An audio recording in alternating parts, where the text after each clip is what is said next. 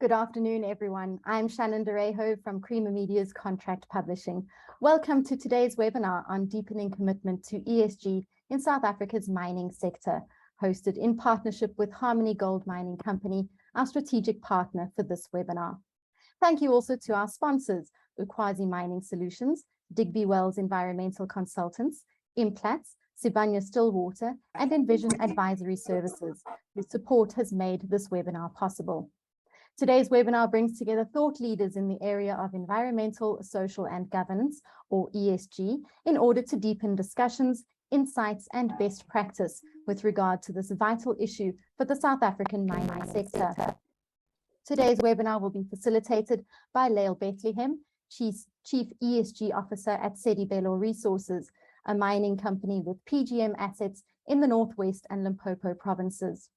Lael has worked in various sectors of the economy, including forestry, renewable energy, affordable housing, and development finance. She started her career as a researcher in the trade union movement and later served as a senior public servant in local and national government before moving to the private sector. Lael will facilitate the discussion with our panel, which consists of Melanie Naidoo-Vermaak, Group Executive for Sustainable Development at Harmony Gold Mining Company, Dr. Tsakani Mthombeni, Executive of Sustainable Development at Implats, Sarah Cooper, ESG Division Leader at Digby Wells, and Kurt Roelandt, Director at Envision Advisory Services. Before we begin, please be aware that we have enabled the Q&A function, so please post any questions into the Q&A box. You'll find this on the panel at the bottom of your screen. The panelists will answer as many of your questions as possible at the end of the discussion. To encourage interaction, we've also enabled the chat function, so you can network with the panelists and other attendees via the chat box.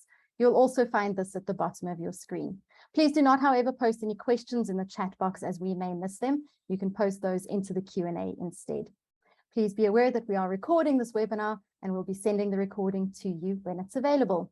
So now I'll hand over to our facilitator, Lael Bethlehem, to take the proceedings forward. Over to you, Lael. Thank you very much and good afternoon, everybody. I must say it's fabulous to be on this webinar.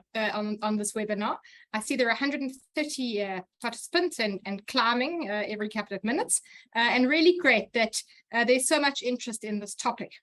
So, I guess in a sense there was no such thing, except that really there was, because there was sustainability and there were other concepts that not only mining companies were using, but other concepts that were being used out there in the economy.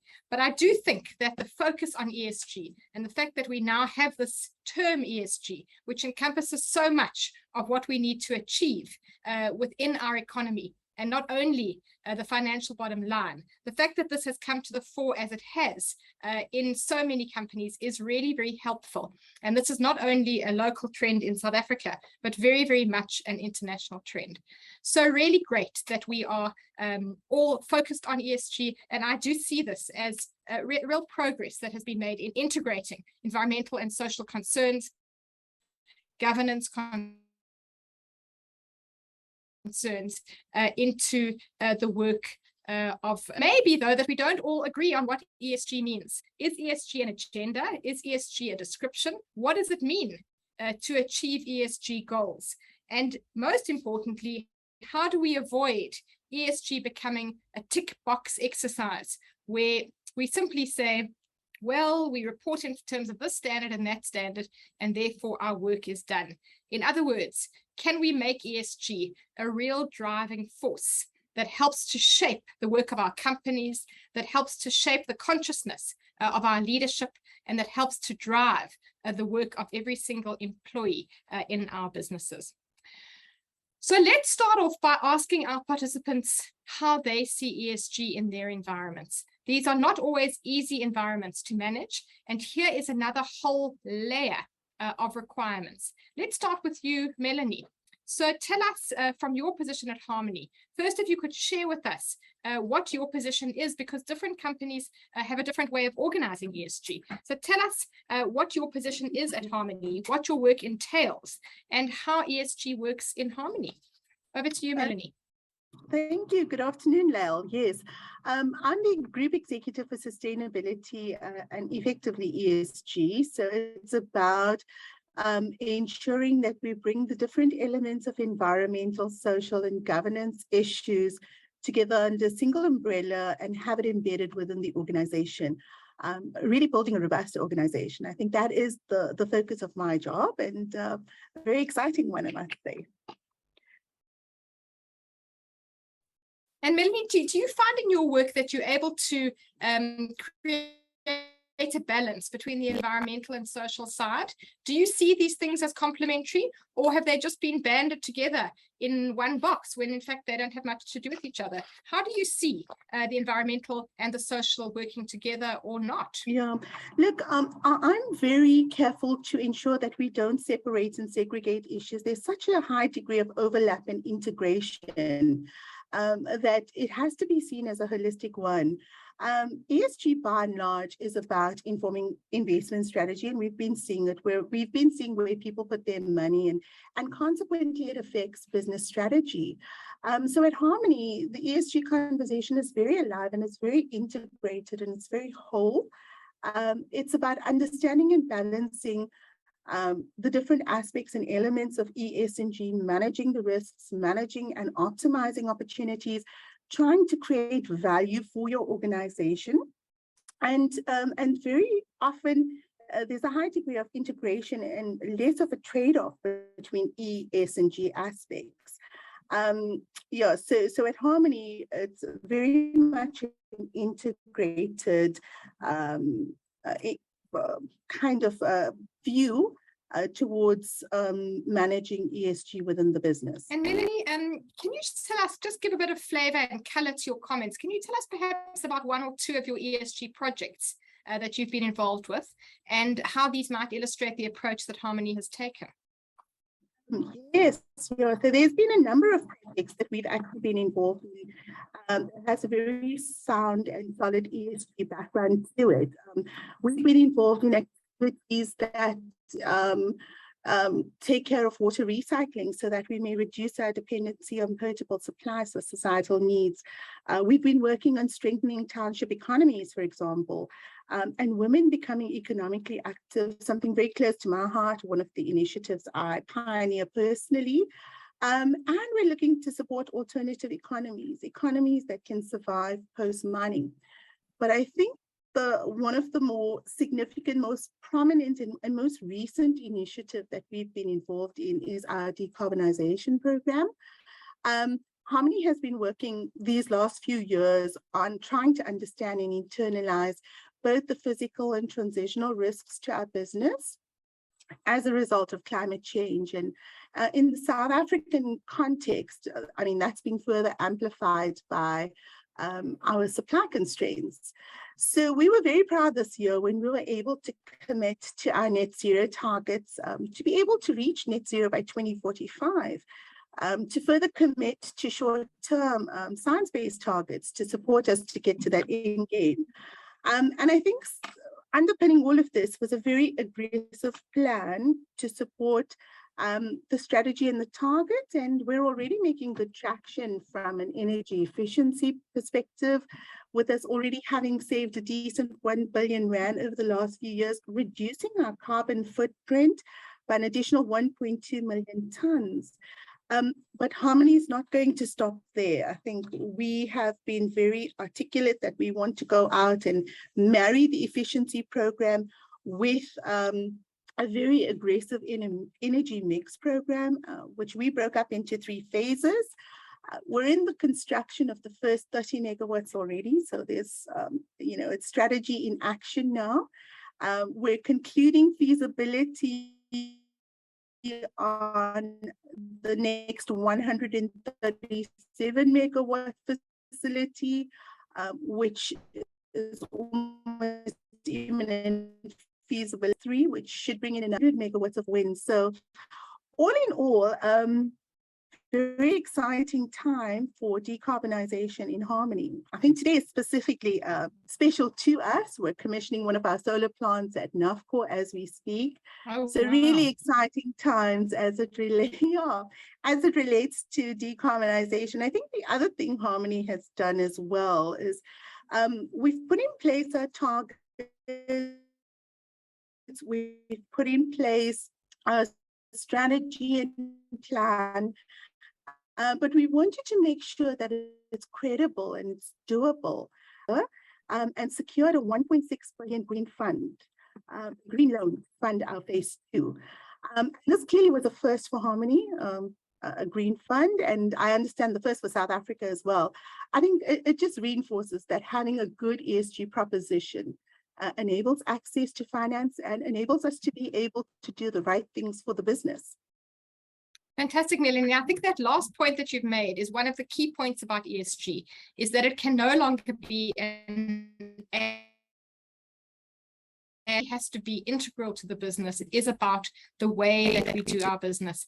Thank you so much for sharing those experiences. I think we'll come back to the decarbonisation program a little bit later, and I'd love to also quiz you a bit more about some of the social aspects that you mentioned, in particular building resilient communities who can survive post-mining, because that's such an important part of the ESG agenda, I think, in mining in South Africa.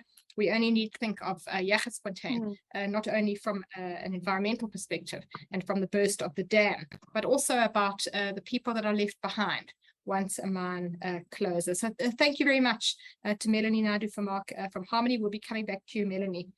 I'm going to move on now to Tsakani Mthombeni from Implats. Tsakani, if you could take us through how your job works. Implats is a really large organization. You have many mining sites. You've got some very old mines. You've got some newer properties.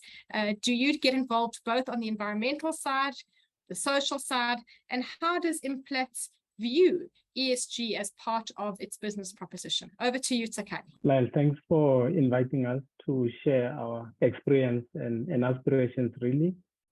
From where we sit. So our approach to sustainability isn't necessarily driven by ESG demands, rather by the core desire to live our purpose, which is to create a better future, through which we are committed to responsible stewardship for long-term value creation. And I will later on share with you a few examples on how we have gone about doing that and how much money we have put in and how we are impacting lives in that regard. For us, responsible stewardship is one of our key strategic pillars in the business. And we have found that with that purpose in mind, we are able to focus on materiality, issues that are material to our business, and that guides us in selecting and sequencing our priorities for what we focus on. I think ESG as an acronym has obviously stimulated a lot of discussions, much of which we needed to have as an industry. However, we mustn't lose sight that these are, I say to colleagues at work, these are 3 windows that the investors are able to look through our business to see how well we are driving business sustainability. In of itself is not the end. And I think Melanie said it very well. There are no discontinuities. The challenge is continuum. I mean, a clear example is COVID, what we've recently gone through. It is no point to put sanitizers and vaccinate employees if the program does not extend to communities. We are not winning. And so ESG in itself must not lead us to focus on a tick box exercise where we please people through environmental, social, and governance lenses. And I must say, interactions that we've had with investors demonstrate clearly that even in the fund manager space, there is still not agreement on what ESG is. How do you measure performance? There's, more than 2,000, some venture to say 3,000 ESG indicators that people use depending on who you talk to. I think the biggest issue here is that even fund managers are not in agreement. Are they measuring input, process, or impact? So the view we have taken is we are adding value to the enterprise for the long term. The challenge with focusing only to investor messages is you have investors that come in for 6 months, 9 months, and they're out. And so if you go with that, you are potentially going to ruin value, enterprise value. So our focus is really embedded in, driven by our purpose and making sure that we deliver that value for the long term. Thank you, Tsakani. Yeah. Sorry. No, carry on, Lael. Thank you. Well, I just wanted to say you said some really fascinating things there. And I think in a way your answer also demonstrates the tension that can arise because you've spoken about ESG being about creating a better future. In other words, it is similar to the old notion of sustainability, because the old notion of sustainability was not only about environmental sustainability, the management of natural resources, our impact on natural resources, but also our sustainability in relation to the people around us, as well as the people who work for us. So that's also, I guess, a health and safety agenda. But how do, and I think that kind of purpose-driven set of ideas in ESG. I noticed somebody on the chat calling themselves an ESG enthusiast. In other words, it's somebody, it suggests a kind of a purpose-driven concept of ESG.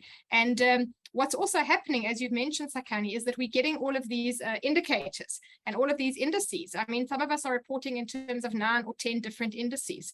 And it can, I suppose, just become a tick box exercise. So how do you, in an organization as big as Implats, how do you get people to really live these ideas rather than this just being another report? So what we thought to do was to try and make these sustainability/ESG conversation simpler, more visible to people at the floor level. So we've broken it down into specific material topics, such as the water management. And in there, we have ambitions for the direction we want to go. By 2030, we should be recycling close to 70% of the water that comes through our circuit. When it comes to decarbonization, we have a long-term ambition of carbon neutrality by 2050 with a short-term goal of 2030, which is to reduce our footprint by 30%. And so we have a number of other related goals around biodiversity, waste, mineral and both mineral and non-mineral, as well as air pollution, mine closure, and concurrent rehabilitation. And and when you come to social, we've had to scale back and talk to business about there isn't necessarily anything new here, but let's package our narrative for what we're doing and the impact a little bit better. Okay, we've been driving health and safety and well-being topics, I think probably the most matured in the conversation. And I'll probably give you details later of our housing scheme. That is, we believe is one of the industry leading housing schemes in South Africa. I mean, it's become incredibly important that you don't have stakeholder management, but you have stakeholder engagement. So that changes the tone as far as when you engage with stakeholders, you're not managing them, you are engaging. So you can create progressively something forward. We have a huge program around mine community social performance. So how exactly do we create life during and beyond our operations? So we're focusing specifically on health and well-being programs for our communities. We're looking at enterprise development. We're looking at skills and education programs. We're looking at infrastructure. So when we have to build a bridge, when we have to build a school, we take a high-grade specification and don't take a typical CSR approach that would have been a couple of years ago. So now we are having to take that and look at impact going forward and make sure we don't saddle our communities with very expensive, very complicated, technology-heavy and difficult to operate equipment should the mine close. So we are having to think carefully around how we deliver, what happens beyond delivery of this program. Yeah. Fantastic. Governance is a foundation, right? So there's no trophy for maintaining a governance foundation. That's what it is. We are a listed entity. We are fortunate enough to learn and have to manage around Canada expectations as a host country, around Zimbabwe expectations as a host country for us, as well as South Africa. And so that brings in itself a myriad of disclosure platforms that we have to manage. At the same time, we constantly looking at, the topic of human rights. It's become very strong, especially through the supply chain as well. And so in our case, we have customers who also have customers. So we supply PGMs to companies that fabricate, and ultimately you end up with a consumer who is a customer of our customer's value chain. And so all those expectations from the customer side, we constantly listening and we constantly seeing how do we communicate better and what is the message that's coming from the market. Yeah, that's how we've gone about it, Lael. Thank you, Tsakani. That's you've raised a number of really interesting points there. I'd like to come back to a number of them that you've raised, particularly with you being such a big employer in our industry. I think that comes with enormous responsibilities and challenges. You've also mentioned the governance agenda. To me, governance is about accountability. Resources are put in our hands as companies, resources of money, resources of people, resources of natural resources. And the question is, can we account for the way in which we've used those resources and the impact that we have? So looking forward to discussing that. But before we do that, let's turn now to Sarah. Sarah Cooper, Digby Wells. How have you seen all of this change? You're in the advisory services side, so people turn to you for your expertise. How have you seen the ESG agenda change in the work that you do? Sure, thanks. Yeah, like we've seen across the globe, I think over the last decade, or probably more specifically the last 5 years, ESG has really gone from the margins to the mainstream. For my team, or within Digby Wells, we've gone from being just a one-man band on ESG advisory to a team of 7 consultants over the last 2 years. We've seen a lot of significant growth in requests for help on all aspects, particularly in Southern Africa, including in the coal guys. They're looking to position and communicate their approach better, tell investors what the transition plans are. Some of the big drivers are obviously increased legislation and disclosure pressure from the investors, also increased expectations. If you want to export your product, your buyers are asking questions and expecting answers. And then what I'd say is, while there's been some pushback starting to come on ESG, and we need to be careful about seeing it as a magic bullet, the trend is a desire for better disclosure and performance. I see that continuing. The next generation of shareholders, employees, and customers ask questions about ESG.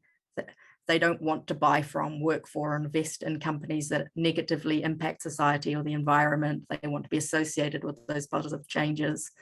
And we've got, one of the biggest transfers of capital occurring at the moment, so that's only going to amplify. Someone also mentioned that, ESG isn't just a tick box and of disclosures, and that's changing as well. A lot of those disclosures require actual action, and there's greater requirements to show what is happening and for the information that is being disclosed out to be assured. Beyond that, we're also helping suppliers such as drilling and mining contract companies to understand what they need to do and to help them improve. That makes them a better partner of choice for the mining companies. And, that's cascading all the way down the supply chain as well. And Sarah, can you tell us in the way that people turn to you for ESG advice, are you finding more emphasis on the environmental factors, more emphasis on the social? Which are the more difficult ones to solve? Or are these factors being seen as part of an integrated whole? A bit of both. We get sort of within the ESG team, we get a lot of climate work and a lot of work around biodiversity. But that social stuff's there as well across the whole company. Social is one of our big drivers. So, and they all marry together at the end of the day, ultimately, as well. So. Fantastic. Thank you, Sarah. So I'm going to be coming back to you in just a minute or two, because I want to follow up some of the specifics there. But first, I want to turn to Kurt Roelandt of Envision Advisory Services. So you also, Kurt, are involved on the advisory side. Tell us what are companies reaching out to you for? What are the problems that they trying to help get your help to solve? And how do you see the development of ESG, both over the past few years, but also how do you see it developing in time to come? Okay, thank you very much, Lael. We see different type of clients according to their maturity. So we still have a number of clients that we had discussions on that are in fact waking up on ESG. The CEO has nominated 1 or 2 people in its organization to deal with ESG, and these people are looking for support, guidance around the standards, the principles. I mean, Tsakani said there are 3,000 different metrics that you can choose from. So it's a big, audacious issue to deal with it if you start with ESG. So that's the one type of clients. Then we have also clients that are already more evolved along the maturity curve. And one of the base questions that we get is how to establish a baseline. So it's very much linked to the environmental side. It's to understand the scope 1, the scope 2, and some clients are trying to also measure the scope 3, which is a bit more challenging. What we also see is a number of questions regarding carbon offsets and how did it work. We have, for instance, had a number of discussions with potential suppliers of carbon offsets that had a number of ideas to generate these carbon offsets. And there we see that there is certainly a lack of seed capital. The ideas are there, but to get these projects over the line, it requires, first of all, a bit of technical competency, but also financial competency regarding the cost involved of these different standards that you need to adhere to create a carbon offset. And we also see bigger companies that have, for instance, different projects like energy efficiency projects or changing of their energy input streams, asking if that applies for the carbon offsets and carbon tax offsets here in South Africa. So that are 2 elements. And then we see also people that try to embark on their ESG strategy, but also want to align their ESG strategy with the full strategy. And I think Melanie, Tsakani, and Sarah already mentioned to it. It's not a tick box exercise. It needs to be a very integrated approach. And you have these 3 pillars, the E, the S, and the G. And sometimes you have competing forces in between. They are sitting sometimes in different areas of the company. So it's to bring them all together and then to create a certain competitive differentiator. Because I think sometimes companies still see ESG as something they have to do. But I think if you take a different view and you try to achieve, like some of the panelists here with Harmony and Implats mentioned, try to change the mindset and try to create differentiating from a customer perspective or from an innovation perspective or from a financing perspective, it can really bring a lot of value to the company. So Kurt, do you see a danger that this just could become a kind of a compliance matter rather than a new driving force? And how do you help your clients to avoid that risk? Look, it all depends on the maturity of the entity. We as I said earlier, we have certain clients that are still starting at the beginning of their journey, and sometimes you feel they have to do it because someone in the exco suite, the CEO or a board member, has given that assignment, you know, and they think maybe we'll scratch the surface and we'll be fine with it. Other companies that I've seen that we have been working for, certainly in the mining sector, they want to be a leader. They want to use ESG as a differentiator, and that's a total different mindset in this type of companies. When you talk to the different levels of people in the company, they're all aware of their ESG targets, what they need to achieve, and whatever decision they take needs to be aligned with their overall ESG target that are set in 2025, 2030. So there are different types of companies out there with different type of maturities. And I think it also matters if you're listed or not listed. Some of the non-listed companies are a bit shielded for now.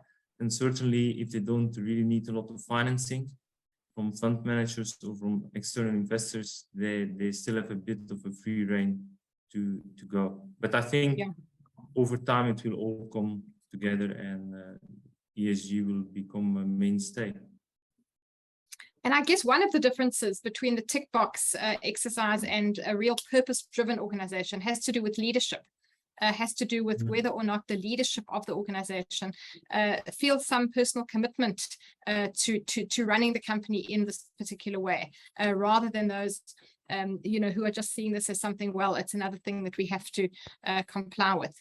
So thank you very much, Kurt. So thanks very much to all the speakers for giving us an overview so far. What I'd like to do now is focus in on the E, on the S, and on the G, and ask everybody to share some more specifics with us. And in doing so, let me just share a thought with you about the way in which the health and safety agenda has changed in South Africa in mining. You know, if you think about it, if you go back to the 1980s, the number of fatalities in the industry was often more than 600 people a year. And if you go back further than that, the numbers were even more horrific. People who died at work as a result of coming to work and doing their job. And over a period of time, there has been a real shift in that, for which we are really grateful. And now the numbers of people, the number of fatalities that we get in the industry has dropped very, very significantly. So if I think about what's happened over time, and I'm sure many of you on this webinar have experienced it yourselves, there has been a kind of a mix of a strong compliance drive from government, saying it is just not acceptable, a strong drive from trade unions to say, we're talking about people's lives here. No one should die at work. But also, I think, a real shift in consciousness that has taken place within the industry and within its leadership and within people working in the industry. In other words, the health and safety improvements that we've seen haven't happened by mistake. They've been a very conscious change. And you know, like everything, these things require money. So one of the reasons that fatalities have dropped is because we have invested more heavily in health and safety. So I guess that's a really nice template to use in other aspects of ESG, because I do see health and safety as an aspect of the S in ESG. So this is partly also about companies being willing to put resources into all of these priorities. So I want to now come back to each one of our speakers, and let's start with the E. Melanie Naidoo-Vermaak has already given us a very nice example of the renewable energy and decarbonization journey that Harmony has embarked upon. I see that on the question group, on the Q&A, there are a couple of people asking questions of greater clarity from you, Melanie. So what I'd like to do is I'd like to go to each speaker and say, on the E of ESG, could you just share with us quite briefly one project or one approach in your company and the lessons that you are learning from that? Melanie, since you've already mentioned decarbonization, please feel free either to give us a bit more detail since people are interested, or you could perhaps choose another project. But can we come to you and say, inspire us, Melanie, with an example of what Harmony is doing in the E space of ESG? And I'm going to ask each person to do the same. Yeah, happy to. Look, I think we've spoken about decarbonization. I think I took us through our targets. I'm just going to pause there for now. But perhaps linked to decarbonization is the whole water vulnerability issue. We're working in a water scarce environment, very often continuity, and it threatens availability for host communities, for local communities, for consumptive purposes. So water is a very key asset for us to manage responsibly, not just now, but for the future, if you think about climate and climate change scenarios. So at Harmony, we're working very hard to manage that scarce resource. We're working very hard to implement technology and interventions that look to protecting and conserving that resource, so that we in part liberate the potable supplies, that it can be used for alternate uses, and particularly for community needs. But we're also trying as far as possible to recycle, to reuse as much as we can within our circuit, from what we generate. And there's been quite a bit of innovation in that area. Harmony has established a host of plants and are continuing to develop these plants where we try to get ourselves independent of external sources, and independent of having to discharge. So really using water within circuit, being very responsible around that.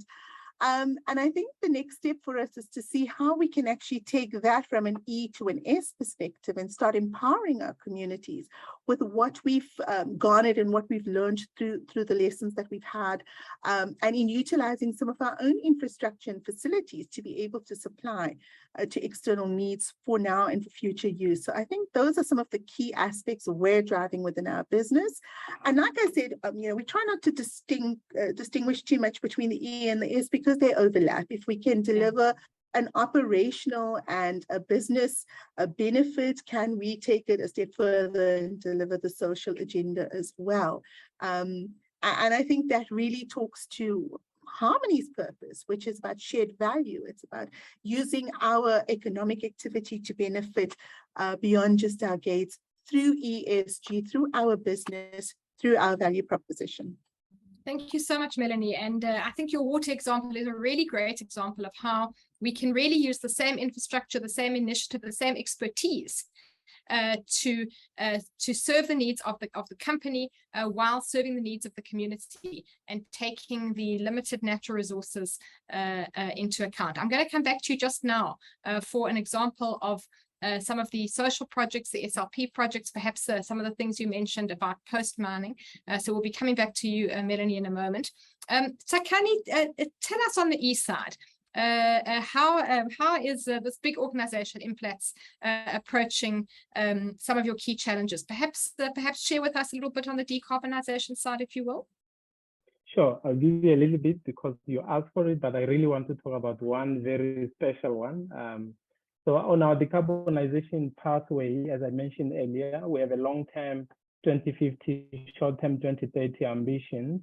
And the back of that is a huge roadmap of initiatives that we have identified, close to or just over 500 megawatts of renewables that we'll be adding in our business. As we speak now, we are actually busy executing our first phase of that in Zimbabwe. It's 35 megawatts at $37 million. That's the plant and all the connectivity into the grid. So that gives us the first step into the decarbonization journey. Obviously, for South Africa, we have to deal with what is called the Scope 2 emissions that come as a result of us using electricity from the grid. That's the majority of our emissions here, in fact, 80% at group level. And so a big focus shifting in electricity supply shift. That's a horizon one of our decarbonization journey, where we're switching to renewables. And overlapping with that horizon two is what we call fuel switch. So we're already looking at zero carbon fuels to displace where we still have diesel, where we still have coal in our processes. And in the long term, back to Kat's point, offsets become very important. Based on our understanding of our business right now, it will come a point when we will need to acquire offsets to make sure that we get to neutrality. So in the last, when we did the results, we made a significant capital allocation at the back of that. And that talked to leadership, Lael, that you were referring to earlier. But I think there's a lot I could also share around water, but let me just pick one that's probably unique in the conversation, because the renewables tend to have an IRR, they tend to have an NPV. You can justify that with the numbers. So here's a situation where our leadership demonstrating commitment, they said, pursuant to us expanding our operations in Zimbabwe, or with a 4 billion rand smelter project, they said we will have a sulfur abatement plan to reduce our sulfur emissions at that operation. It didn't have to be. You could probably have gone and done some solution to still sail below, but board was very insisting, and they demonstrated that leadership you were talking to, back to the purpose.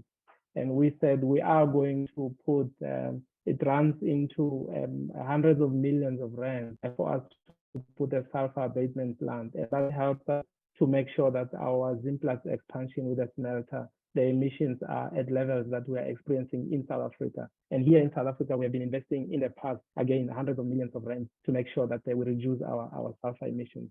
And I think, Lael, these are numbers, these are projects, but what I really wanted to use this particular one for was for leadership, because there is no necessarily an IRR tied to that investment.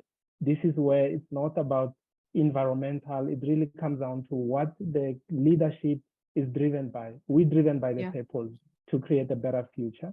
And therefore, when you have to make a decision, you come back to that and you say, our purpose behooves of us to act in this manner.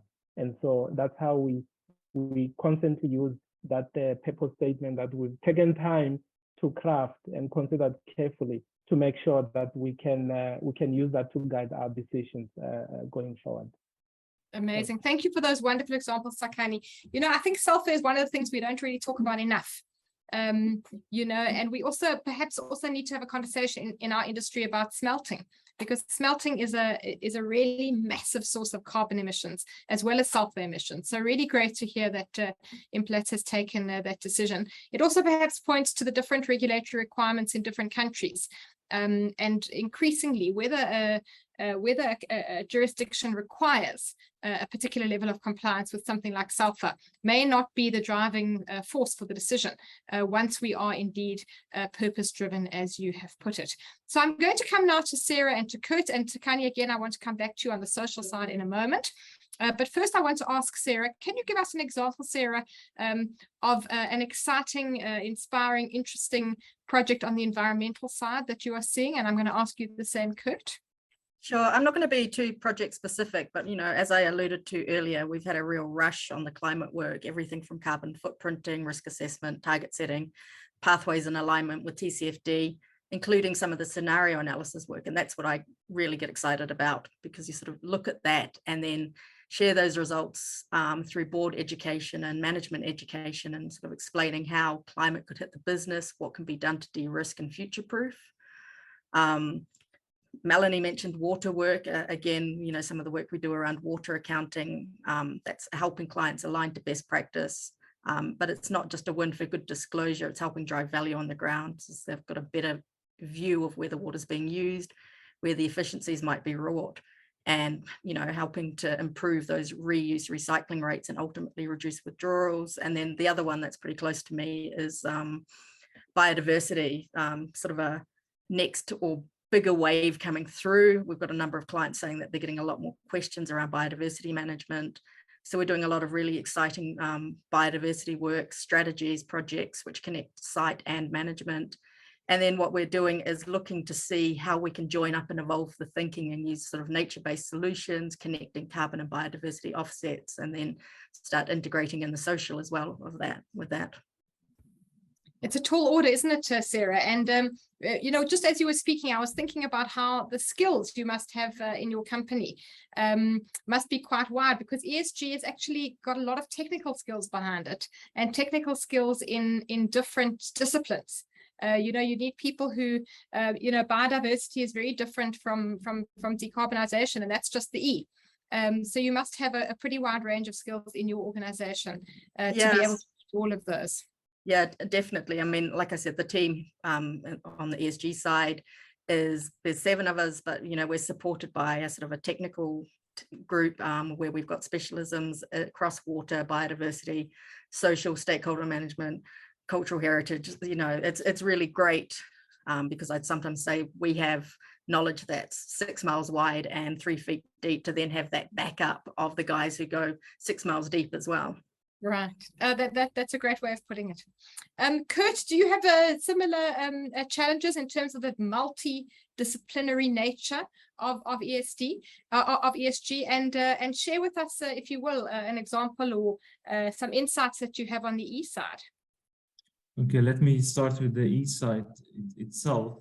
I mean, recently we did a project for one of our clients that wanted to venture into a new business, an adjacent business in the mining sector, which require a lot of yellow plant. So it's very topical for most of the mining houses here even. And one of the elements there was, how does that new business with all that yellow plant fit in within our ESG strategy overall?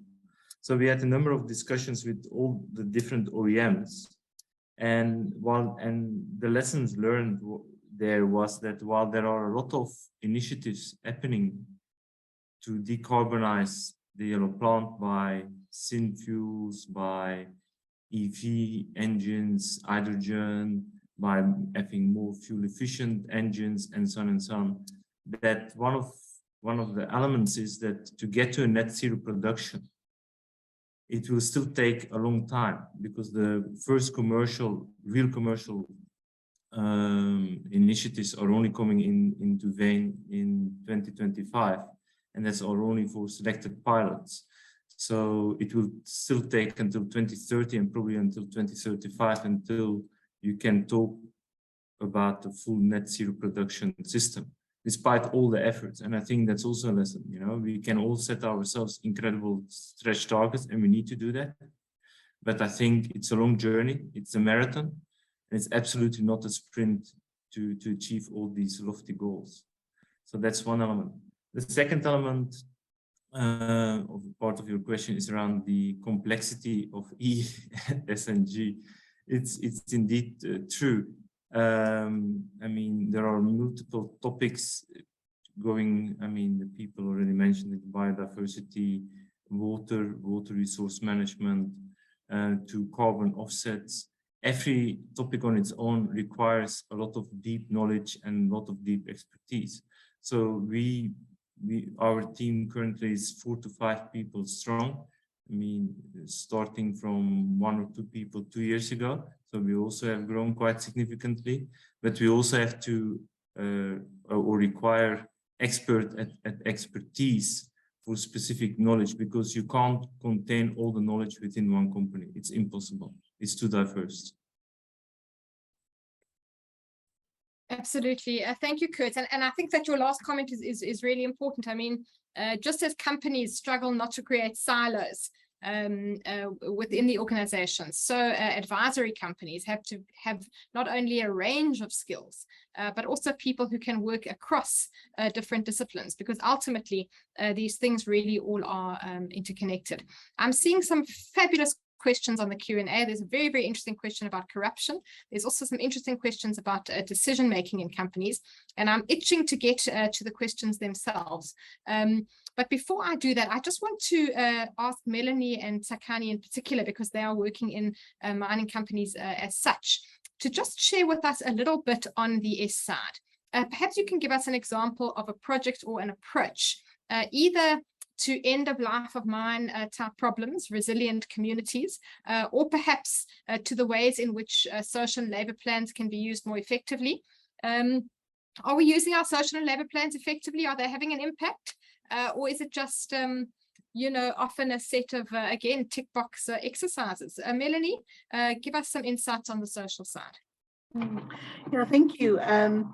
Lael, so that is quite a packed question and comment, I must say, and we've been deliberating a lot about it internally. I think that things are revolutionizing a little on the SLP side, or the social and labor plan. I think there's a stark realization that your mine life is very finite, and that you need to use your presence as a catalyst for something bigger and better and beyond mining.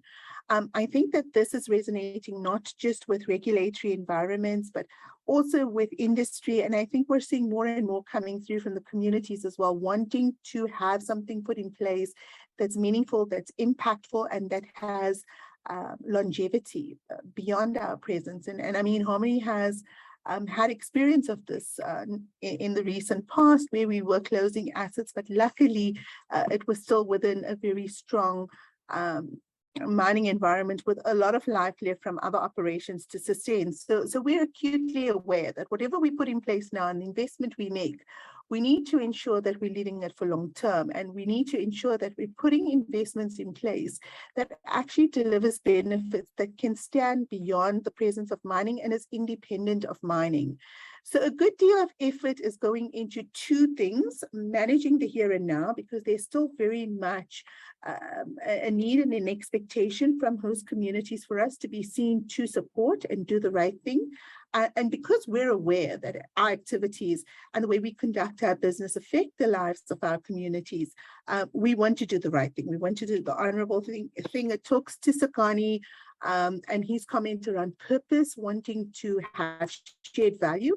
So we kind of split our SLP commitments into two, looking at serving the more recent needs, the immediate needs, the infrastructural needs, the job creation opportunities, and the social development needs. But we're also very aware that we need to structure the SLP in such a manner that it's also looking to deliver ends that are going to be sustainable beyond our presence. And so we're managing our investment in such a manner. And I think what is really pleasing is that this is becoming a theme and an understanding that's resonating with more than just us. It's coming out of our communities as well. So some effort goes into looking at our natural resources, looking at our skills, looking at what we can use to create ecosystems that can survive beyond us, and activities and economic activities that exist beyond us. And we're looking at the agricultural aspect and agri-processing by and large, simply because we have the tracts of land, we have the water. These are skills that can be taught. It's portable skills that can be developed. So we bring all of those concepts together to try to set up an industry that can operate, catalyzed by us and supported by us in the present, but will become independent in the not too distant future. I think the other thing we're also doing is trying to focus on women empowerment. So creating opportunities, upskilling women, introducing them into supply chain, building enterprise capability and capacity, because if we uplift women, we're uplifting township economies, we're promoting job creation. And I think those are just some of the key focal areas that we're driving as a business currently. Fantastic. You know, Melanie, you've just said something so interesting about township economies and about surviving beyond mining. And you know, it's not easy for any industry to sit down and say to itself, how do I create another set of enterprises beyond the enterprise that I'm involved in? You know, most companies, it's hard enough to run an enterprise without thinking about what might replace you. But I do think that with the particular nature of mining, being a finite resource, these become really critical questions. Tsakani, you also at Implats, in your organization, you're running a number of quite old shafts. How do you see the whole post-closure agenda, and is it something that you are concerned with at Implats? So when it comes to mine closure and all of that conversation, our approach is, one, don't wait for closure year, i.e. a future year, to rehabilitate. So we spend a lot of money to do concurrent rehabilitation.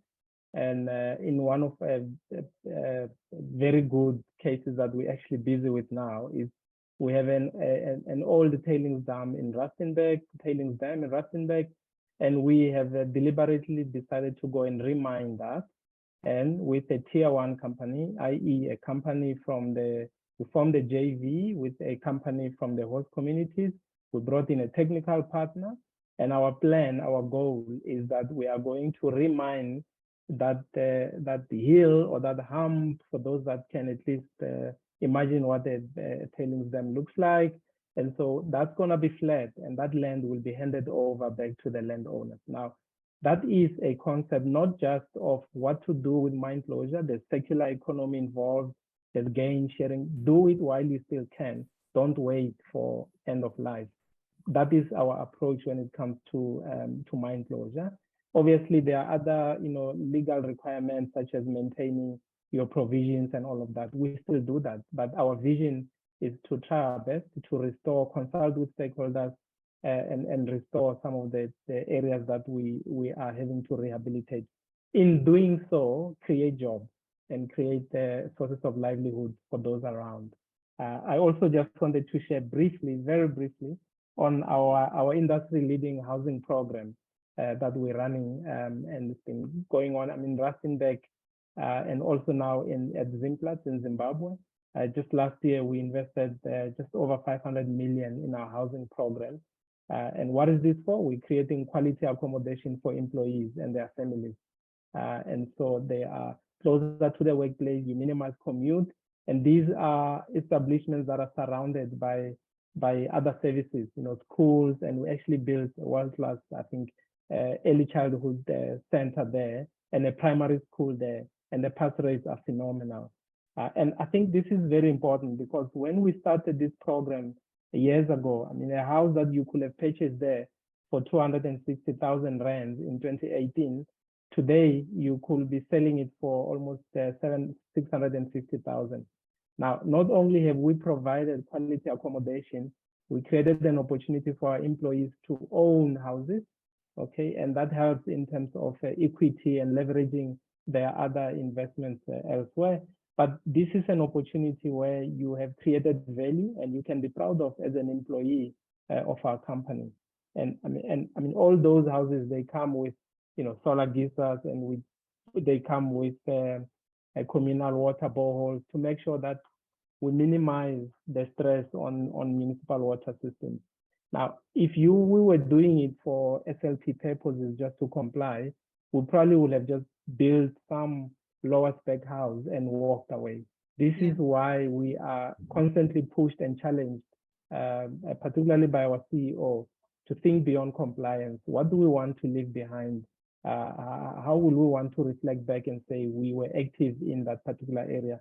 Lael, if I had 2 minutes, I'll probably also talk about our COVID responses. I mean, we were at the forefront. The team in Rustenburg did really, really well. I think we were the first mining site to be accredited for vaccinations. And since then, we've been able to get 94% of our employees and contractors vaccinated. And now I think we're sitting at 92% full vaccination.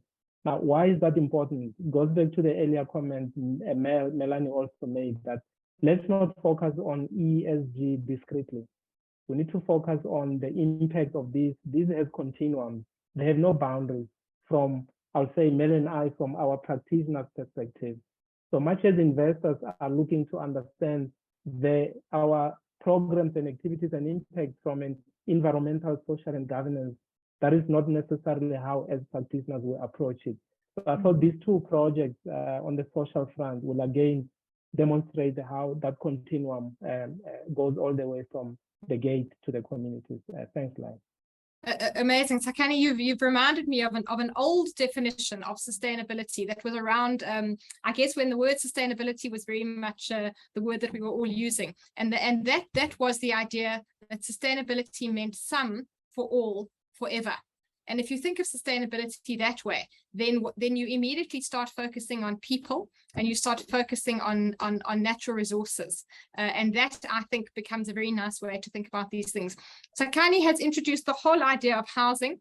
Well, I think that needs another webinar, actually, if we can say to Creamer Media. We really need a good conversation about housing. It's one of the really challenging aspects, I think, of being involved in mining. It's a little easier if you're in Rustenburg. It's a bit harder where I'm sitting today, which is out near Moreling in the Pilanesberg area. All sorts of sustainability challenges that arise in relation to housing that I'm sure many companies face. So we do need to talk about housing. We also need to talk, I think, about how companies can cooperate on their SLPs. I've been involved in an initiative this year through the Minerals Council around gender-based violence and trying to set up support centers for everybody, for men and women, mostly women, in communities who are experiencing gender-based violence. Because in many of the areas in which mines operate, there are simply no GBV services. For a woman experiencing GBV, she really just has to turn up at the local police station or the local hospital and kind of hope that she's going to be dealt with properly. And very often she will not be dealt with properly. So I reached out through the Women in Mining Leadership Forum of the Minerals Council to other companies to say, couldn't we cooperate on this matter? There's been an absolutely amazing response to that, and we are really working towards now a big partnership to try and provide GBV services. But the key to this is that we would cooperate on our SLPs, because we all have SLPs. And if you think, for example, about the western limb of the Platinum Belt where I am at Sedibelo Resources, you know, there are a whole lot of mining companies in our area, but we all have our own SLPs. And often we are serving the same, we are served by and are serving the same communities. So I think there's great scope to talk about how some of the exciting SLP ideas that are happening could be done with greater cooperation between us. So now we've got some wonderful questions here, and I'm going to take one that I consider to be really interesting and a little provocative in a good way. And that is the question that has come: does ESG include an anti-corruption agenda, and if so, how? Sarah, Kurt, either of you willing to take that one on? Yeah, Sarah? I mean, I'll have a crack at it. Yes, certainly within the disclosure requirements, there's a lot of focus around anti-bribery and corruption and what the policies are in place and following through on that. So yes, I think is the simple answer. Yeah, I think, Kurt, have you got any more to add? Yes, it's certainly the simple answer, but I also believe that most companies that we have been interacting so far is they are focusing on the E and the S, which are of course important elements, and the G, they say it's part of being a good citizen and we are listed and so on. But in recent history, even in, and not only in South Africa, you also have it in the UK, these examples, some companies, and we only have to think about the Steinhoff, even some Tonga Tulit companies, they had failures on the G. So I think it's quite important to really focus on the G element also, and not to take it for granted. Thank you, Kurt. Thank you, Sarah. You know, and also to say that in many of the indices that the industry is now responding to and reporting in terms of, the anti-corruption agenda is certainly there. It's there in the form of what's known as an ABC, an anti-bribery and corruption policy. But I do think that the whole notion of accountability is a key one for ESG. We are accountable for what we do, and that accountability, I think, extends to anti-corruption. We also have to be really careful in the environments in which we work, because sometimes, you know, the companies in mining and construction come under pressure from local groupings. And we really all have to be very careful about the way in which we manage those pressures, so that local procurement is done in a manner that has great integrity and resilience, and never falls prey to, you know, to groupings or forces who are trying to force their way into supply chains. So I think that's quite a complicated question you've asked, and a thought-provoking one. There's another interesting question. Sorry, Sarah. I was just going to say, I can also just chip in, like a lot of that G around the corruption stuff also sort of leans back towards your more standard, and I'm going back to a sort of a disclosure framework where what you typically have out in an annual report and accounts, less so on the sort of ES and G, but it's interwoven. So you sort of, it defaults into that section as well, but it's definitely very much there. And you know, Lael, if I may also just interrupt, you know, from a corporate perspective, from an enterprise perspective, G is very topical right now, very, very interwoven into the fabric of your business, into your DNA. I think it talks to corporate trust, and I do think that issues like anti-corruption and anti-bribery are actually highly managed by enterprises, by listed enterprises, by organizations that really want to live their values. And so we're seeing more and more of it coming together into the organizational DNA, into the organizational fabric, a lot more policies, a lot more regulation, and a lot more focus on culture. If we can embed ESG, and I think that's what I wanted to say up front, if we can embed ESG as part of the culture and the fabric of the organization, these things start to see the light of day, and it isn't just a a fad or something coming in because it's driving a regulatory outcome. It really becomes the way we do business. Certainly at Harmony, those aspects are highly regulated, highly managed, and highly driven as part of our value system. I thought I just wanted to share the perspective. Absolutely. And I think what's also very valuable about what you've said is that you've talked about company culture. And ESG is so much, isn't it, about shifting the cultures of organizations. And I think that's where the anti-bribery and corruption, you are so right to say that it's part of our values, it's part of our corporate culture. And it's also, I guess, part of our purpose, that our purpose is to do business with integrity rather than to try to, meet some objective. So you've given us a really important insight there. So that leads on to another interesting question that's been asked, again, a slightly provocative in a good sense question, and that's about greenwashing. So we're being asked here, what about greenwashing? Isn't this all just, new, old wine into new bottles? Aren't we just trying to claim that we're better than we are? Is it changing anything fundamentally, or it's just giving a new form of marketing? Anybody want to have a go at the question of greenwashing? Tsakani. Well, I'll give it a go, and I'm sure the other panelists will add to it. I think there has been real concern, particularly from fund managers' side, who have latched on to the United Nations report that first came out, I think it was 2002, just before the sustainability conference here in Johannesburg. And what has since happened is a lot of fund managers have created what they call products. So they are selling all sorts of packages if you want to invest in an ESG-friendly portfolio. And some of those products have been found wanting, i.e. not really promoting what they really were saying they are. When you look at it from Melanie and my perspective, which is, let's call it the practitioner side, okay, the issues that we have been dealing with in our industries we are now asked to essentially go beyond compliance and try and see if you can, the topic of decarbonization, it's not because necessarily there's a law, but it's because we're seeing our value in contributing to a cleaner, better environment for everyone globally. And therefore, we are wanting to participate in the shift for decarbonization. And I think the conversation on our side has probably remained authentic. It's not to say there has not been industrial mishaps, whether it's tailings in Brazil or Jagersfontein, or whether it's corruption cases that you're now reading about big mining companies and resource companies. But the conversation remains on our side in terms of the issues that we're dealing with.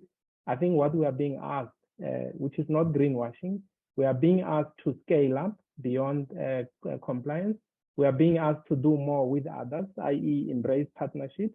We are being asked to embrace technology better and improve a lot of the fundamentals at the workplace. So, and I think from my experience and what I've seen in a lot of mining companies, there's been real commitment to invest in water infrastructure for the communities. There's been real projects on the ground to actually improve electrification for our villages. That is a real tangible project. It's not a greenwashing. The money we spend under SLP building bridges, making sure that communities don't get disconnected when there's heavy rain. That is a real and a tangible.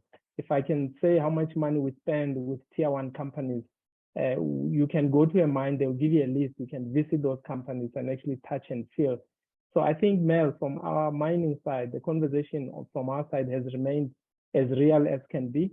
It is unfortunate that from the outside, it may have been put on, it may have been accelerated perhaps, and in that edge to promote ESG products from the other side, that they may have created a bit of a misalignment and misunderstanding to the general populace.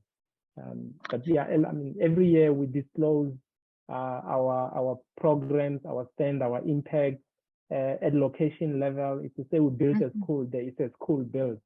So I would like to believe that, and I'm not saying we don't have challenges still.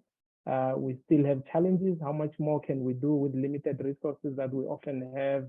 as well as, breaking the hidden windows, collaboration windows between mining companies. Back to your point, Lael, those are opportunities that we could knock on and actually do more to impact our communities and stakeholders. Thanks.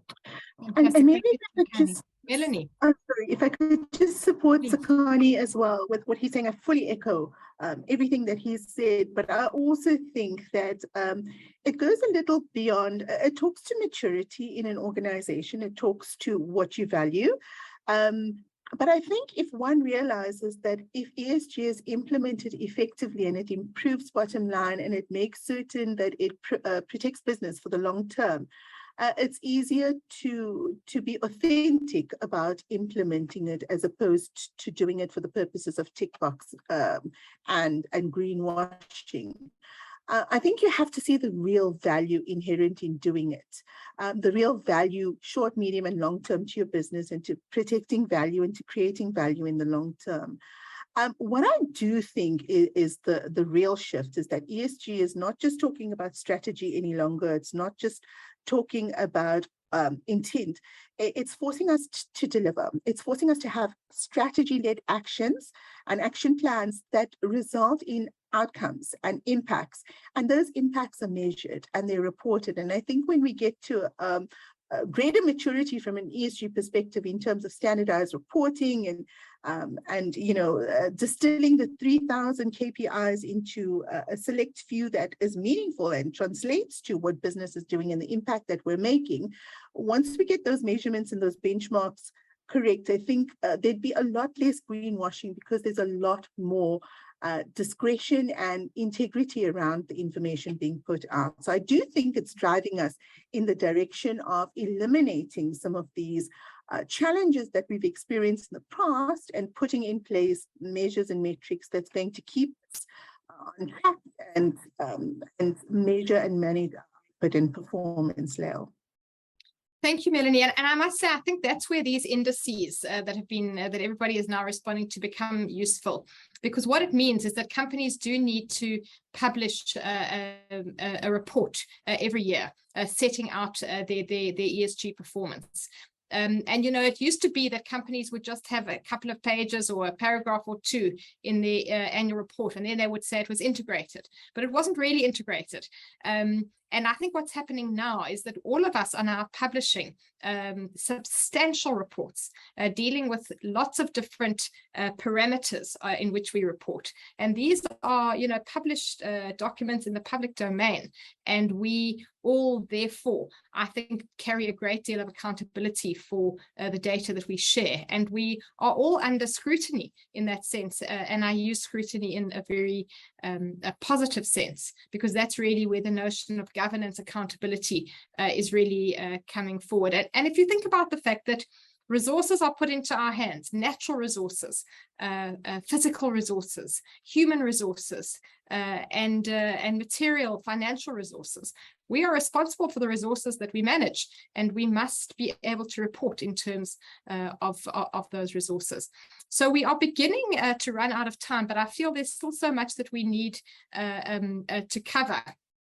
So I want to just take an opportunity in the Q&A just to deal with one or two more issues that have been raised. So we have a question here about gender and another related question about township economies. Is there anybody who has some experience that they would like to share with us about particular initiatives in township economies? Or if I say township, I guess in my world, I also mean rural economies, and also any particular initiatives around the empowerment of women, either within our organizations that as employees or within the communities that we serve. Anybody want to grab that question? Any inspiring ESG examples out there, Melanie? Yeah, I was just going to share on ESG, for example. So we're acutely aware of the fact that we need to empower women to be able to participate in the supply chain and procurement opportunities. And so we've set up a fund in our host communities, which enables businesses to access startup capital from Harmony so that they can then go and establish themselves, procure opportunities with, it doesn't have to be us, it could be any other enterprise in that host community or beyond. But we act as the enabler, supporting them with a very soft loan and easy terms, repayment terms. And in addition to that, we give them business skills and capability and assist and support them all through the development years. And I think also from an enterprise perspective, development centers are established in most of our host communities where we're welcoming and encouraging entrepreneurs from the community to participate, to sign up, and to be almost nurtured into the supply chain of Harmony. And we use that opportunity to build financial and business acumen and to really orientate them for readiness to participate in our supply chain. And our enterprise and supply development program has been quite value adding, and we've been able to introduce a number of new entrepreneurs into our supply chain. I think we record in our annual report, and I suggest you refer to it if you want to see a little more detail on both the Liano funding project as well as our enterprise centers. But we're able to move the dial as it relates to opportunities for women and opportunities for youth through both of these initiatives. Fantastic. Thank you, Melanie. I think it's also really interesting to see more companies reporting on the number of women working in their organizations at various levels, the number of women in particular working at senior levels. And it is really, I think, encouraging to see that women are beginning to be represented more substantively in all parts of the mining economy. But there is still a great deal of work to be done on the on the women in mining agenda. Tsakani also, I think, just now gave us a very nice example about how one can integrate the E and the S. And I must say, I think that's where the cutting edge is. If I just give an example of the organization where I work, Sedibelo Resources, we've recently signed an MOU for the provision of 45 megawatts of wind energy for our mine, as well as an on-site solar facility, which will be about 50 megawatts. And in building an on-site solar facility, it is really becomes very sort of obvious and clear that we must then try to provide solar to the people in communities around us. Because once you are doing solar for your own mine, then you just sort of begin to have the expertise, the connections, the network, and the ecosystem to also offer those resources more widely. So really, really exciting to see how these things are beginning to happen. So there are still quite a lot of questions on the Q&A, and those that I think have not been answered here will be answered elsewhere as well. But what I would like to do, because we're just beginning to run out of time, is just to offer an opportunity to each of the panelists. And I'm going to say to the panelists, you are very welcome to either share general insights or comments that you have on the various topics covered, or if you have seen something in the Q&A that hasn't been answered. For example, there's a very interesting question about people who are displaced, initiatives where people have been relocated, and there may be somebody with some experience in that field. But I'm going to offer to each panelist the opportunity to comment or to answer a particular question that they might wish to answer. And Tsakani, if you don't mind, I'm going to start with you. No, thanks, Lael, and to the panelists and colleagues that joined on the line. I think for me, what has become very clear is with the pushback and everything else undesirable that the acronym ESG might have brought to multiple stakeholders. Some are confused, some are trying to figure out what, how, and all of that. What I do see coming very strongly is similar to health and safety, particularly in mining, the way it has now moved and matured to the shop floor level. I think there are a few areas within, call it the ESG parameters, that are likely going to, on their own, be accelerated or need to act that much acceleration. And one of them is to do with how we respond to climate change, both from mitigation and adaptation perspective, and not just for our operations, but also to the communities at the gate. I think that's going to be a big issue. Linked with that, I think biodiversity conservation is likely also going to feature strongly, because the negative impacts of the changing climate oftentimes will expose the biosphere, and that also obviously exposes some of our long-term infrastructure, such as tailings, when it comes to climate change. So I believe that there's going to be that laser focus, or a more concerted focus on how companies are building resilience, how they are managing expectations, managing risks and opportunities around the impacts of climate change. This is not only physical, but also goes all the way to strategies and new business models. So you've seen a lot of other mining companies pivoting and going into non or other allied metals, and it's all in response to the transition towards greener and lower carbon economy. And I believe that very quickly, one of those within the ESG. The second one that's going to also become very key, I think, is going to be data. Lael, you've been very hard on accountability. I think data integrity is going to come under the spotlight, because it underpins everything we say we are going to do. I think, let me leave it at that for now. I'm sure we'll get feedback from the team on some of the questions, and we'll be happy to get in touch with to follow through. Thank you. Thank you, Tsakani, and thank you for sharing really a wealth of experience with us. And thanks also for mentioning tailings. We probably need a whole webinar on tailings. We've all seen what can happen to tailings, 20 or 30 years after the mine has closed. And it's a big conversation that we do need to have as an industry. Sarah Cooper, closing comments from you. Sure. So I just wanted to go back to this, the question around greenwashing. And I'd say as ESG's matured and it's started to be better understood as a way to de-risk and optimize opportunity and value, that cynical greenwashing that was perhaps happening 10 years ago is not so. And then there's a lot of mechanisms coming into play to also prevent that, with increased requirements around assurance, and that links to Tsakani's point just now about data. I'd expect that the data has to be assured in the next couple of years. There's already big moves towards that overseas. And then other frameworks such as the RGMP, so the Responsible Gold Mining Principles, also require sort of assurance towards that.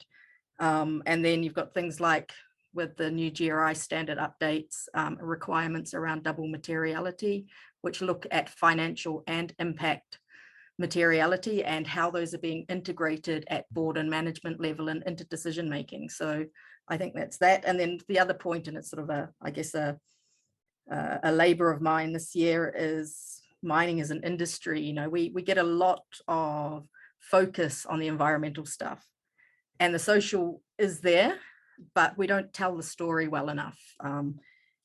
Mining is critical for achieving the UN SDGs, through transition metals, etc. But the other part of it is actually all this positive social benefit that comes alongside when a mine opens in a community, through the job creation, through taxes, royalties, procurement, and then the social investment that's also made as well. And, going back to sort of investors and that millennial change, if they don't understand that, and I don't know that how well it is still understood outside of industry, then they're going to shy away from investing. So to win the hearts and minds, we just need to tell that story better. And part of that has to happen at the framework level. The metrics that are requested around social tend to focus on dollar spend, and we need to start showing impact better. Substance and not only inputs. Thank you so much, Sarah. Thank you for those really helpful insights and for everything that you've shared today. Kurt, a comment from you, and then I'll close with Melanie. Okay, I think, and it's mentioned here before with the example of safety, the role that leadership plays, and certainly the executive leadership in a company plays, is incredibly important. And many years ago, safety was also initially not really taken seriously. It became only serious when it became a hard incentive for the top leadership. And I think for certain aspects and targets for ESG, it also needs to happen. And it's already happening in certain mining houses and in certain companies. So that's the first one. Then to come back on the element of greenwashing, I agree with Melanie. It's all about implementation and showing that there is value being provided. And therefore, you really need to get the right data, accurate, transparent data to show. Because I think if people look into their annual reports or integrated reports currently, there are a lot of data in these reports.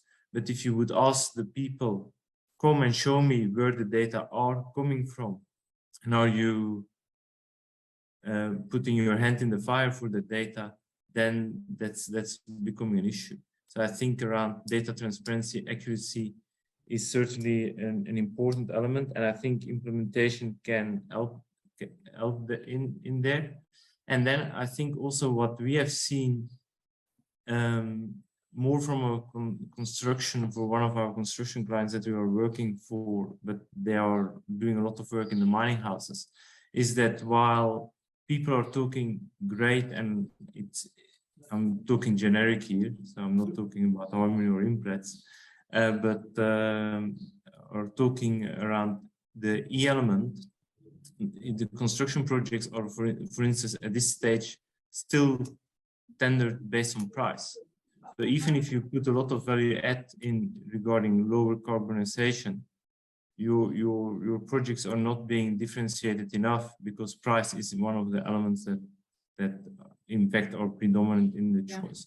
So I think companies also need to think about their organization model, and while the CEO can have the right thinking and the ESG departments can have the right thinking, also in the other areas and divisions of the company, like for instance in procurement divisions, things have to change and targets have to be changed, and that will take time, but I'm sure that it will happen.